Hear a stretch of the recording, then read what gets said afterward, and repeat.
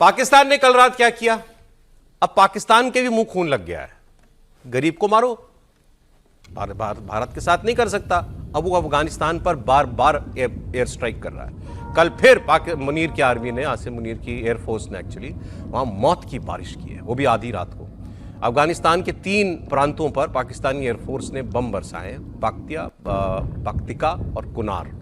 यहां पर air strike करके सिर्फ यही बताया कि कितना जालिम हुआ जा सकता है। और सोचिए, इस ऑपरेशन को नाम दिया डबल टैप। हमने तो हमला किया रात के वक्त कि सिविलियन मौतें ना हो, इन्होंने डबल टैप का मतलब किया, टैप टैप, 2 बार बम गिराओ एक ही जगह पर, 25 मिनट के अंदर सेम जगह पर 2 बार बॉम्बिंग की। पहला हमला 12:30 पर और इसके ठीक 25 मिनट बाद 12:55 पर। इसमें 35 लोगों की मौत हुई। ऐसा क्यों? एक बार मारोगे, थोड़ी देर के बाद लोगों को बचाने के लिए आएंगे, देखने के लिए आएंगे, फिर मारो उसी जगह पर। अब वो क्लेम करेगा कि इसमें आतंकवादी मारे गए, अफगानिस्तान कह रहा है कि इसमें हमारे सिविलियंस मारे गए, उसमें 4-4 साल के बच्चे भी बताए जा रहे हैं, उनकी भी मौत हुई है, बुजुर्गों की भी मौत हुई। अब ये तस्वीरें जो है वो आप देख ही रहे हैं। तो ये हालात बने हुए हैं और पाकिस्तान ये काम मेरे ख्याल से तीसरी चौथी बार तो है जो है वो कर रहा है। अब उसको इतना समझ में आ गया कि अफगानिस्तान उस तरीके से रिटेलिएट नहीं कर सकता। त्रिपाठी जी, नहीं, ये पाकिस्तान नरसंहार कर रहा है और जो लोग हमारे देश, अरे बस एक मतलब वजह बता देता हूं। अभी कराची में इनके रेंजर्स हेडक्वार्टर पर हमला हुआ था, कराची में, ये उसका बदला लिया है। यहां भी बेनकाब पाकिस्तान क्यों हुआ? वहां हमला होते ही टीवी पे कहना शुरू कर दिया इसके पीछे इंडिया, इसके पीछे इंडिया है। हमला किया अफगानिस्तान में जाकर के। जी नहीं, विशुद्ध रूप से नरसंहार है। और जो पाकिस्तान कर रहा है, तो जो भारत में ढेर सारे लोग अक्सर कहाँ तक चले जाते हैं, वो गाजा पट्टी या गजा पट्टी क्या है, तो नाम लेने में भी बड़ी दिक्कत होती है। All eyes on Gaza. तो वो जो जहाँ चले जाते हैं ना, बड़ा बड़ा पोस्टर बनाकर, जो एकदम मुसलमान मारा जा रहा है, रोज नया जख्म मिल रहा है, ये मुसलमान नहीं है तो क्या है भाई? ये जो अफगानिस्तान में जो मर रहा है, जिसको नरसंहार किया है, मतलब जो आपने कहा ना कि डबल टैप ऑपरेशन रखने का मतलब यही हुआ कि आप कोई बचे नहीं, वहां कोई गुंजाइश, जिंदा नहीं बचे, कोई गुंजाइश नहीं बचनी चाहिए, जीवन नहीं बचना चाहिए, कोई आवाज नहीं उसके खिलाफ। और गाजा में कुछ होता है तो हमारे देश में लोग कूद पड़ते हैं, सोनिया जी आर्टिकल लिखने लगती हैं, प्रियंका जी बढ़िया बैग का ऑर्डर दे देती हैं, राहुल जी जाने क्या क्या बताने लगते हैं। अब कोई कह सकता है कि अरे आप तो कमाल है, आप पाकिस्तान अफगानिस्तान की लड़ाई में कहां से लाए? अरे भैया, तुम भी तो हमास और इजराइल की लड़ाई में तुम भारत को लेकर चले आए थे, ईरान लड़ रहा है तो उसमें भारत को लेकर चले आते हो। लेकिन ये कुल मिला के जो आपने पहली लाइन बोली थी, पाकिस्तान का दम नहीं चल रहा है, उसका वश नहीं चल रहा है भारत की तरफ, तो अफगानिस्तान के ऊपर इस तरह के हमले कर रहा है। लेकिन मैं फिर कह रहा हूं, अफगान लड़ाकों ने इनके आका अमेरिका को भी उसकी हैसियत बताई थी, इनको भी हैसियत बताई। और अब पाकिस्तान के हालात कहां पहुंचते जा रहे हैं? अभी मेरे पास बहुत सारी तस्वीरें आज बलूचिस्तान की भी थी आपको दिखाने के लिए कि वहां पर किस तरीके से वहां की सेना जो है, वहां इनकी सेना वहां कैसे सिविलियंस के साथ व्यवहार करती है। और वहां तो रोजाना ही ये होता ही है, आम बात है सिविलियंस को मारना। तो एक तरफ बलूचिस्तान में फंसा हुआ, अभी पीओके में इतने लोग, दर्जनों लोग मारे गए, ऐसी खबरें आई वहां से। कभी सच्ची खबर तो वहां से पाकिस्तान से निकलती नहीं है, लेकिन दर्जनों लोगों की मौत हुई। वो लोग भी क्या मांग रहे थे? वो कह रहे थे कि भाई हमारी रिप्रेजेंटेशन हमारी असेंबली के अंदर रहनी चाहिए, इसमें बाहरियों को मौका नहीं, बाहरियों के लिए नहीं रिजर्व करो, और हमारा आटा दाल चावल पानी तेल इसका इंतजाम करना तुम्हारी जिम्मेदारी है, क्योंकि तुम हमारे रिसोर्सेज यूज करते हो, हमें कुछ तो दो।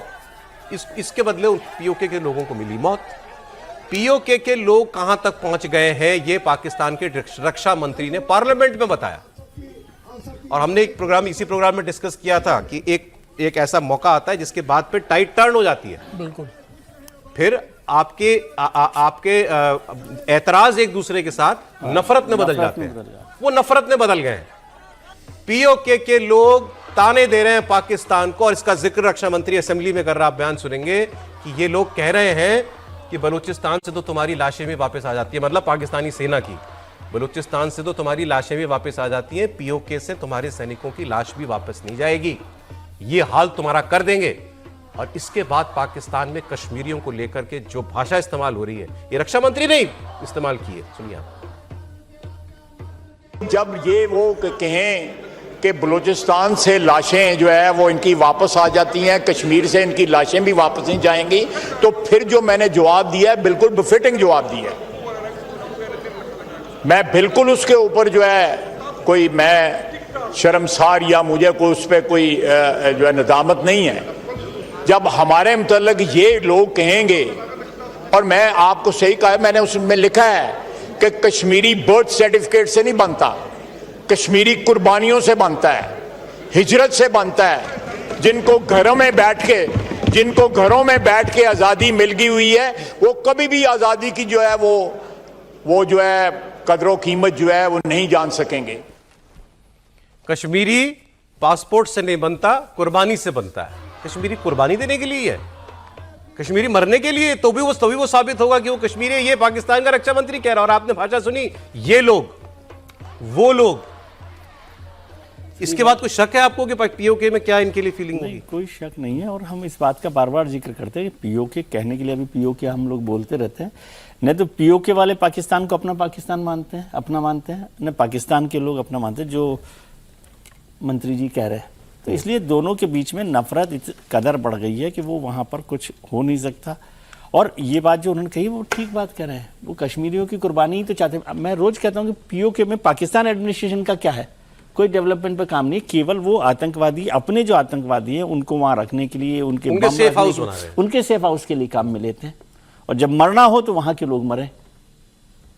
और जहां से ये अभी पीओके में रावलाकोट जगह से शुरू हुआ था मार्च, इस आदमी ने कहा पार्लियामेंट में कि मैं तो उनको कश्मीरी नहीं मानता। जिस जगह से एजिटेशन शुरू हुआ वो कह रहा मैं तो उनको कश्मीरी नहीं मानता। एक इनके वो लालटू भी पागल आदमी को देखा, यूट्यूब पे भी देखा है, वो तो गालियां दे रहा है। वो कह रहा है कश्मीरियों की जगह, पीओके वालों को लिख रहा है, कश्मीरियों की जगह हमने इनके लिए इतना किया, इनके लिए और कुछ करने की जरूरत नहीं, सिवाय इनको 6 गज की जमीन दे दो। देखिए, उनके कहने का मतलब है कि पाक ऑक्युपाइड कश्मीर जो है वो आज एक आज़ाद और स्वायत्त क्षेत्र है। उसकी लड़ाई कश्मीरियों ने नहीं लड़ी है, उसकी लड़ाई पाकिस्तानी आर्मी ने लड़ी है, पाकिस्तानी रेगुलर्स ने लड़ाई लड़ी है। तो इसलिए वो आज़ादी की कीमत नहीं समझते हैं। और दूसरी तरफ कह रहे हैं कि ये जो इस साइड वाला है वो बंधक है। मूलतः ये आज़ाद कश्मीर जो है वो यही है, आज़ाद कश्मीर है।